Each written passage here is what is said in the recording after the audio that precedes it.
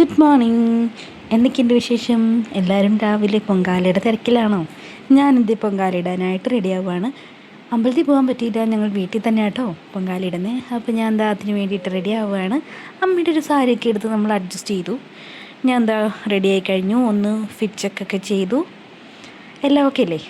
Okay. അപ്പോൾ ഞാൻ മുറ്റത്തോട്ട് വന്നപ്പോൾ അമ്മ നല്ല സെറ്റ് മുണ്ടൊക്കെ കൊടുത്ത് സുന്ദരിയായിട്ട് നിൽക്കുന്നു. വിളക്കൊക്കെ റെഡി ആയിക്കൊണ്ടിരിക്കുകയാണ്.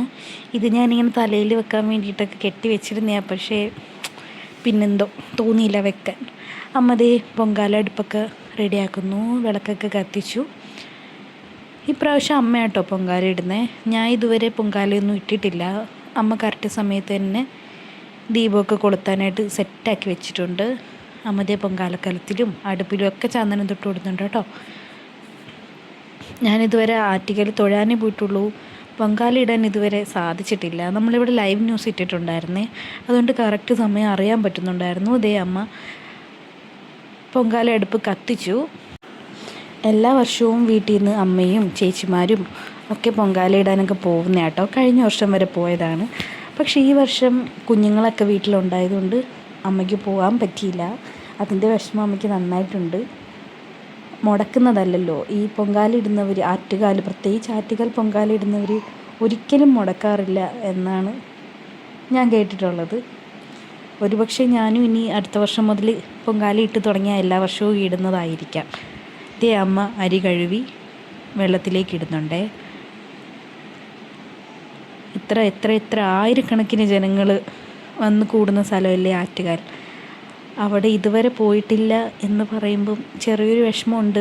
എന്തോ പോകാൻ സാധിച്ചിട്ടില്ല. അവിടെ തൊഴാൻ പോയിട്ടുണ്ട്, പക്ഷേ പൊങ്കാലയ്ക്ക് ഇതുവരെ എനിക്ക് പോകാൻ പറ്റിയിട്ടില്ല. വീട്ടിൽ നിന്ന് എല്ലാവരും പോകുന്നതാണ്. അപ്പോൾ നന്നായിട്ട് പായസം തിളച്ച് വരുന്നുണ്ട്. നമ്മളിവിടെ നുറുക്കരിയാട്ടോ എടുത്തേക്കുന്നത്. റോസ് കളറിലെ അരിയാണ്, അത് നുറുക്കിയിട്ടുള്ള അരിയാണ്. അതിൻ്റെ പായസത്തിനൊരു പ്രത്യേക ടേസ്റ്റാണ്. ചിലർ പച്ചരി എടുക്കാറുണ്ട്, ഈ റോസ് തന്നെ മുഴുവനായിട്ടുള്ള അരി എടുക്കാറുണ്ട്. അമ്മ ഇങ്ങനെ ഒരു ഇല എടുത്ത് വെക്കുന്നുണ്ട് കേട്ടോ. അതിങ്ങനെ തിളച്ച് വരുമ്പോൾ ആ ഒരു തിള എടുത്ത് 3 പ്രാവശ്യം ഇങ്ങനെ ഒഴിക്കുന്നത് കാണാം. അത് ദൈവത്തിന് സമർപ്പിക്കുന്നതാണെന്നാണ് അമ്മ പറഞ്ഞത്. അങ്ങനെ തിളച്ച് വന്നു, പെട്ടെന്ന് തിളച്ചു കേട്ടോ. ഞാൻ പറഞ്ഞില്ലേ, ആ തിള എടുത്ത് നമ്മൾ 3 പ്രാവശ്യം ഇങ്ങനെ വെക്കുന്നുണ്ടായിരുന്നു. നമ്മളിപ്രാവശ്യം പായസവും തെരളിയും മണ്ടപ്പുറ്റും ഉണ്ടാക്കുന്നുണ്ട്. അപ്പോൾ പായസം തിളച്ച് വന്നപ്പോഴത്തേക്കിന് നമ്മൾ തേങ്ങ ഇട്ട് കൊടുത്തു, ഏലക്കാപ്പൊടി, ശർക്കര.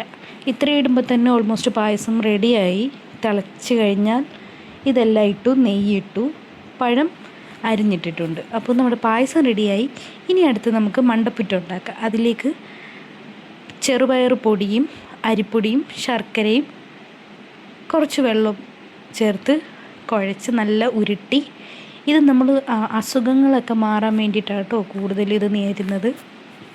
എന്നിട്ട് ആ മുന്തിരി വെക്കുന്നത് എന്തിനാണെന്നറിയോ? അത് കണ്ണും വായും എന്നൊരു രീതിയിൽ ആണ് നമ്മളത് സങ്കല്പിച്ച് വെക്കുന്നത്. ഞങ്ങളുടെ വീട്ടിൽ ഓരോരുത്തരെയും മനസ്സിൽ ധ്യാനിച്ചാട്ടോ അമ്മ ഇതെല്ലാം ചെയ്യുന്നത്. പിന്നെ നമ്മൾ തെരളിക്കുള്ള പരിപാടിയായി.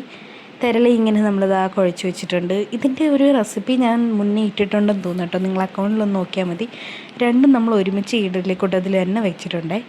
അപ്പോൾ തെരളിയൊക്കെ റെഡിയായി. 2:15 പൂജിക്കണം. അപ്പോൾ കറക്റ്റ് സമയത്തിന് തന്നെ നമ്മൾ പൂജിച്ചു, വെള്ളമൊക്കെ തളിച്ചു. അമ്മ എല്ലാം നല്ല ഭംഗിയായിട്ട് ചെയ്തിട്ടുണ്ടായിരുന്നേ. അപ്പോൾ നോക്കിയേ, ഇലയുടെ ഉണ്ട്, തെരളിയുണ്ട്, മണ്ടപ്പുറ്റുണ്ട്, പിന്നെ നമ്മുടെ സ്വന്തം പായസം. ഇതെല്ലാം പൂജിച്ചു. ഇനി നമ്മളിതെല്ലാം എടുത്തുകൊണ്ട് പോവാണ്. അമ്മ കർപ്പൂരമൊക്കെ ഒഴിയുന്നുണ്ട്. അവിടെ പോകാൻ പറ്റാത്തതിൻ്റെ വിഷമം ഇടയ്ക്കിടയ്ക്ക് അമ്മ ഇങ്ങനെ പറയുന്നുണ്ട് കേട്ടോ. നമ്മൾ ദേവിയുടെ നാമങ്ങളൊക്കെ ബാക്ക്ഗ്രൗണ്ടിലിട്ട് ഇങ്ങനെ പൊങ്കാലയിട്ടുകൊണ്ടിരിക്കുകയാണ്. പക്ഷേ കോപ്പിറൈറ്റ് വരും എന്നൊരു ഇതുകൊണ്ടാണ് ഞാൻ അത് ഇതിൽ ആഡ് ചെയ്യാത്തത്. അതുകൊണ്ടാണ് കേട്ടോ ഞാൻ വോയിസ് ഓവർ കൊടുക്കുന്നത്. അപ്പോൾ നമ്മുടെ എല്ലാ പൊങ്കാല ഐറ്റംസ് എല്ലാം സെറ്റായിട്ടുണ്ട്. ഇനി നമുക്കിതെല്ലാം ഒന്ന് ടേസ്റ്റ് ചെയ്ത് നോക്കണം. അതാണ് നമ്മുടെ മെയിൻ പരിപാടി. പായസം, തെരളി, അട, മണ്ടപ്പുറ്റ് ഇതെല്ലാം നമ്മൾ ട്രൈ ചെയ്ത് നോക്കി. എല്ലാം നല്ലതായിരുന്നു. അപ്പോൾ അടുത്ത വർഷം എനിക്ക് നേരിട്ട് പോയി പൊങ്കാല ഇടാൻ പറ്റട്ടെ. ശരി എന്നാൽ.